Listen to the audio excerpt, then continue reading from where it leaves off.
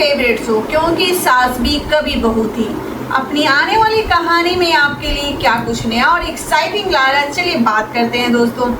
स्वागत है आप सभी का डेली सीरियल अपडेट्स में। मैं हूं पम्मी सिंह। शो की आने वाली कहानी बड़ी दिलचस्प रहने वाली। शो की आने वाली कहानी में आप देखेंगे तुलसी जैसे ही डायरी का वो काला सच पढ़ने वाली होती है, रिया की चाल से पूरे शांति निकेतन में छा जाता है अंधेरा। मंडप के बीचों बीच रिया ने चला है अपना अब तक का सबसे बड़ा खौफनाक दांव। क्या अंधेरे का फायदा उठाकर रिया कर लेगा वैष्णवी को अगवा? जानने के लिए वीडियो को एकदम एंड तक जरूर देखना दोस्तों। सीरियल में अब एक ऐसा मोड़ आया है जिसे देखकर सबके होश उड़ गए हैं। जैसे ही तुलसी अंश की डायरी का वो पन्ना खोलती है, अचानक पूरे घर की लाइट गुल हो जाती है, शोर मच जाता है और लोग इधर उधर भागने लगते हैं।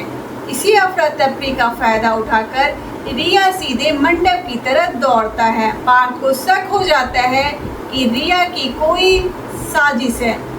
वो अपनी चोट की परवाह किए बिना टॉर्च लेकर मंडप की तरफ भागता है। उधर रिया वैष्णवी का हाथ पकड़कर उसे खिड़की के रास्ते बाहर ले जाने की कोशिश करता है ताकि वो उसे सबके सामने से गायब कर सके।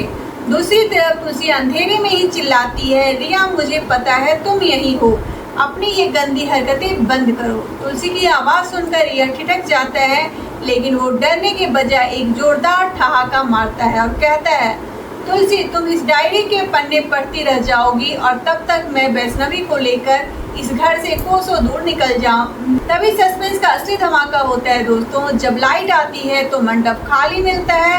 पार्थ और नकुल पागलों की तरह रिया और वैष्णवी को ढूंढने बाहर चले जाते हैं, लेकिन उन्हें रिया की गाड़ी का दरवाजा खुला मिलता है और सड़क पर वैष्णवी की चूड़ियां टूटी हुई बिखरी पड़ी होती है। तभी पार्थ को एक चिट्ठी मिलती है जो रिया ने छोड़ी होती है। उस खत पर लिखा होता है, अगर अंश का सच जानना चाहते हो तो अकेले पहाड़ वाली पुरानी हवेली पर आ जाओ। पार्थ समझ जाता है कि रिया का एक और जाल है, लेकिन वैष्णवी की जान बचाने के लिए वो अकेले ही उस हवेली की तरफ निकल पड़ता है। अब सबसे बड़ा सस्पेंस यहाँ खड़ा होता है दोस्तों कि क्या उस पुरानी हवेली में रिया ने पार्थ के लिए कोई जानलेवा जाल बिछा रखा है? क्या तुलसी पुलिस को लेकर वहां पहुंच पाएगी? और क्या वैष्णवी को इस बात का एहसास हो चुका है कि रिया उसे सिर्फ मोहरा बनाकर इस्तेमाल कर रहा है?